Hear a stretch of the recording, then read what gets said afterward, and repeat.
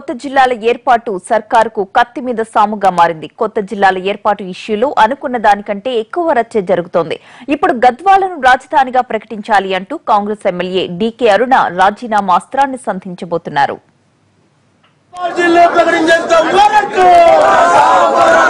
దసరా నాటికి కొత్త జిల్లాలను ఏర్పాటు చేయాలని తెలంగాణ ప్రభుత్వం కంకణం కట్టుకుంది. ఆ దిశగా ముమ్మర ప్రయత్నాలు చేస్తోంది.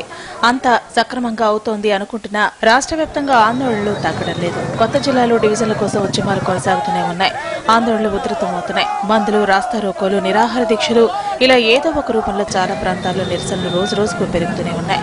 అయితే మహబూబ్నగర్ జిల్లాలోని గద్వాల్ జిల్లా కోసం ఉద్యమం ఉగ్రరూపం దాల్చింది.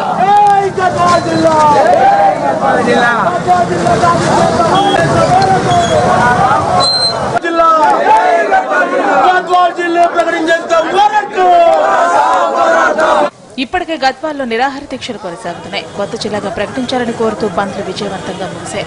రోజుకు ఏదో ఓ చోట ధర్నాలు, రాస్తారోకలు జరుగుతూనే ఉన్నాయి. ముఖ్యంగా కాంగ్రెస్ ఎమ్మెల్యే డీకే అరుణ గద్వాలను కొత్త జిల్లాగా ప్రకటించే వరకు తన ఉద్యమం ఆగదని సర్కార్కు సవాళ్లు విసురుతూనే ఉన్నారు.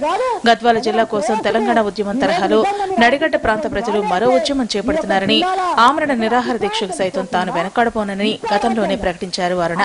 సర్కారు ప్రకటించిన కొత్త జిల్లాల జాబితాలో గద్వాల్ లేకపోవడంతో అరుణ రూటు మార్చారు.